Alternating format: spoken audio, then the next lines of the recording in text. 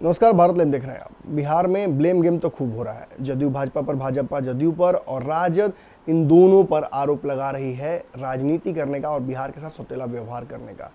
लेकिन इस बीच हमने देखा है कि भाजपा धीरे धीरे बिहार की राजनीति और बिहार की इस मौजूदा स्थिति को अपने कंट्रोल में ले रही है। केंद्रीय नेतृत्व तो कहीं ना कहीं उदासीन बना हुआ है। नीतीश कुमार कोई मांग कर नहीं रहे हैं। बिहार के लोगों को लगातार आवश्यकताएं जो हैं ऑक्सीजन सिलेंडर्स की या कोरोना काल में जिस तरह से जीवन को रक्षा की जा सकती है उन सारे मैकेनिज्म की, लेकिन केंद्र सरकार इसको लेकर काफ़ी उदासीन नज़र आ रहा है। अब ऐसी परिस्थितियों में बिहार जो भाजपा है उसके नेताओं ने अपने अपने हाथ में अपने अपने क्षेत्र की जो है समस्याएं कंट्रोल में ले ली हैं। यानी बिहार सरकार को जो करना चाहिए था वो ये अलग अलग नेता अपने अपने हिसाब से कर रहे हैं।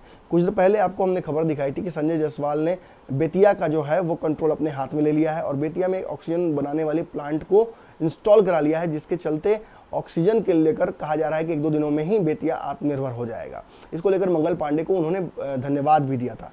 अब खबर आ रही है कि बिहार भाजपा के एक और दिग्गज नेता और केंद्रीय गृह राज्य मंत्री नित्यानंद राय ने एक और बड़ी कहीं ना कहीं पहल कर दी है। क्या कुछ किया है ये देख लीजिए।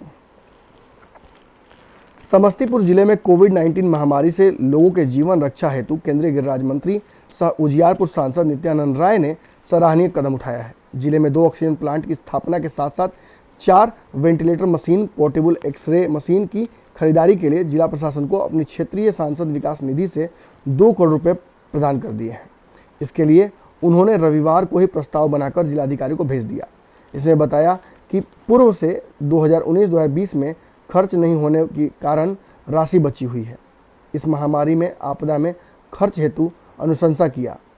इसके पूर्व भी वेंटिलेटर के लिए उन्होंने कोरोना संकट काल में ऑक्सीजन की जरूरत अधिक होने के चलते व्यवस्था की थी।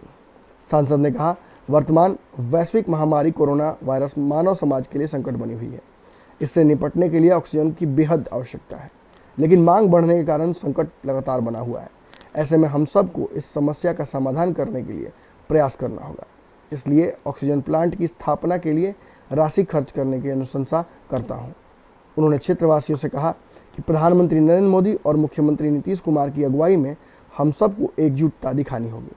सरकार के साथ कंधे से कंधा मिलाकर चलना होगा, तभी इस जंग को जीता जा सकता है।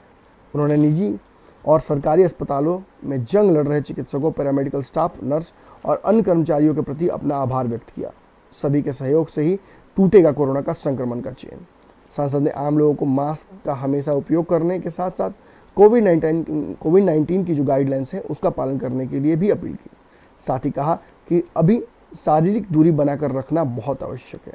सार्वजनिक स्थलों पर भीड़ न लगाएं और साथ ही साथ किसी भी तरह का आयोजन करने से बचें। कोरोना की चेन को किस न किस तरीके से हमें तोड़नी है। ये सारी बातें जहां एक तरफ हो रही हैं, वहीं आपको बिहार की सियासत के इस छोटे हिंट को भी पकड़ना पड़ेगा। जहां केंद्र सरकार बिहार के प्रति उदासीन है, वहीं बिहार भाजपा के नेता धीरे धीरे बिहार की जो कंट्रोल है वो अपने हाथ में ले रहे हैं। ये सब कुछ प्लान्ड है। कहीं ना कहीं नीतीश कुमार जो लगातार चुप्पी बनाए हुए हैं, उन पर ये सब कुछ भारी पड़ने वाला है आने वाले समय में। इन सब पर विश्लेषण करूंगा। आपको पंचनामा आज का जरूर देखना चाहिए। फिलहाल इस खबर में इतना ही। अगली खबर में जल्दी ही मुलाकात करते हैं आपसे। धन्यवाद। अगर ये वीडियो पसंद आई और वह बिहार के राजनीति और बिहारियत से सरोकार रखेनी तो सब्सक्राइब बटन दबा के चैनल के सब्सक्राइब कर ली। ओजे एगो घंटी बा, ओकरा बटन दबा देला से कुल सटीक और मारक खबर रुआ मुफ्त में मिल जाई। अगर रुआ पत्रकारिता के हमनी के नया प्रयोग में सहयोग कर चाहतानी तो ज्वाइन बटन दबा दी। पेटीएम नंबर नोट कर ली 9386816700। धन्यवाद।